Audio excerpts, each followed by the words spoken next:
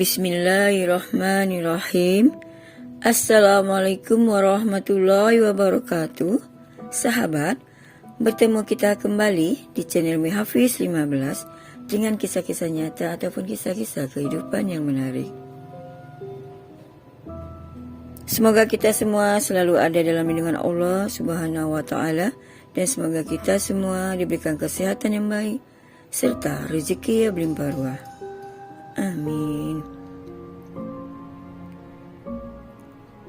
Kisah nyata kali ini adalah kisah seram pengalaman sang pemandi jenazah. Semoga dengan kisah nyata ini ada ibrahnya yang bisa kita dapat dan semoga dengan kisah nyata ini menjadi iktibar buat kita semua. Berikut kisahnya. Kisah nyata kali ini tentang pengalaman seram sang pemandi jenazah. Menjadi seorang pemandi jenazah bukanlah pekerjaan yang banyak dicita-citakan orang. Selain tidak semua orang mampu menjalaninya, banyak kejadian-kejadian aneh dan seram yang harus dialami oleh pemandi jenazah.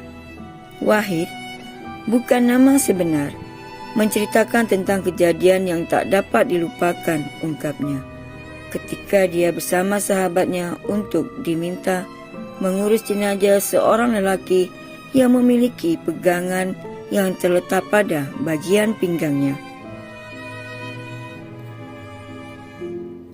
Masih segar lagi dalam ingatannya pada pertama kali dia sampai di kamar mayat, Wahid bersama temannya merasa merinding. Dan dia pun merasa seperti ada orang sedang memerhatikannya. Saat sibuk menyiapkan perlengkapan mengurus mayat sambil menanti jenazah tiba, dalam sibuk membuat persiapan tersebut, Wahid terasa macam seperti ada orang tengah berdiri di belakangnya. Dan saat menoleh, herannya tidak ada siapapun juga di dalam kamar mayat itu, kecuali hanya Wahid dan temannya saja. Dan Wahid pun terasa telinganya terasa seperti ditiup angin. Dan rasa merinding dan jantung pun berdebar-debar karena Wahid merasa jarang sekali mengalami kejadian-kejadian aneh seperti itu. Dan tak lama kemudian, kata Wahid, petugas rumah sakit berjalan masuk mendorong troli mayat sebelum memberi isyarat tanpa berkata apa-apa. Namun Wahid tidak memahami maksud yang coba disampaikan petugas rumah sakit tersebut. Ketika jenazah diletakkan di tempat untuk memandikan mayat, Wahid ada terlihat jenazah tersebut mempunyai pegangan berupa jimat yang diikat pada bagian pinggangnya. Wahid pun baru sadar dengan isyarat yang diberi petugas rumah sakit tadi. Kami tidak berani memotong jimat itu karena takut nanti terjadi sesuatu. Dan ketika memandikan jenazah tersebut, tiba-tiba kain jenazah itu terlepas dan kami pun saling berpandangan. Lampu di dalam kamar mayat itu tiba-tiba berkedip-kedip. Suasana pun berubah menjadi menyeramkan. Dan teman saya ada meminta tolong dipanggilkan istri jenazah untuk masuk ke dalam. Dan ketika Wahid memanggil istri jenazah, dia kembali terkejut ketika 4 orang wanita tiba-tiba maju ke depan. Mereka rupanya ternyata adalah para istri-istri si jenazah.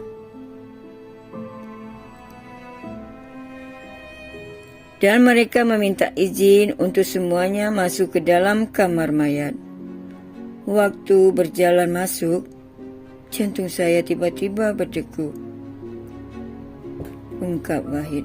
Dan saya pun berdoa di dalam hati agar Allah selamatkan kami daripada gangguan setan. Dan tak lama kemudian, Teman saya pun bertanya kepada para wanita itu tentang amalan si jenazah yang mungkin mereka tahu. Namun semua diam, mungkin karena ingin menjaga aib suami mereka, ungkapnya. Tiba-tiba, salah seorang istri mengakui suaminya ada mempunyai jimat yang diikat pada bagian pinggangnya. Tapi sayangnya, dia tidak mengetahui kegunaannya itu apa. Setelah mendengar penjelasan tersebut, Wahid juga memanggil anak lelaki pertama mendiang dan bertanya padanya, apa ada yang ingin menyimpan jimat tersebut ataupun dibuang? Ternyata tak ada satupun ahli waris mendiang yang sanggup menyimpan jimat itu, dan mereka pun meminta jimat tersebut dibuang saja. Pada ketika memegang jimat tersebut, tiba-tiba Wahid merasa panas dan langsung membalutnya dalam kain sebesar telapak tangan sebelum dimasukkan di dalam kantong plastik. Dan selesai memandikan jenazah, Wahid mengaku ada mendengar bunyi letupan di dalam kamar mayat, dan suasana pun kembali menakutkan. Lalu kami pun mencari dari mana asal bunyi letupan tersebut. Ternyata selesai wudukan jenazah, saya lihat bungkusan yang berisi jimat tersebut, plastiknya sudah terburai, dan saya pun ganti dengan plastik yang lain. Dan tak sampai 5 menit, plastik itu pun menggelembung dan meletup lagi. Macam-macam kejadian aneh pada saat itu terjadi. Yang herannya, ketika selesai membaca surah Al-Fatihah, ada suara yang mengaminkan, walaupun saya sholat seorang diri, ungkap Wahid. Akhirnya alhamdulillah, setelah semuanya selesai, tak ada lagi gangguan yang lain terjadi. Saya sangat bersyukur Allah melindungi saya dan teman saya dari malapetaka. Kejadian-kejadian aneh itu telah membuat saya insaf dan berharap bisa memberi pelajaran kepada orang lain agar tidak menggunakan benda-benda yang menyekutukan dan mensyirikkan Allah. Percaya dan takjub pada ajimat. Ajimat pendamping kadam dan sebagainya sama saja berteman dengan iblis dan syaitan. Hal-hal beginilah gugurnya akidah orang Islam dan dampaknya sangat buruk apabila telah meninggal dunia. Sungguh sangat mengerikan. Segala sesuatu yang menyekutukan Allah bahkan akan merepotkan pemiliknya meskipun ia sudah meninggal dunia sekalipun. Subhanallah, wallahu a'lam bishawab. Sahabat, demikianlah kisah nyata kali ini. Semoga dapat menjadi iktibar buat kita semua.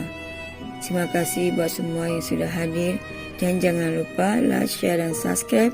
Semoga channel Mi Hafiz 15 dapat berkembang ke depannya. Amin.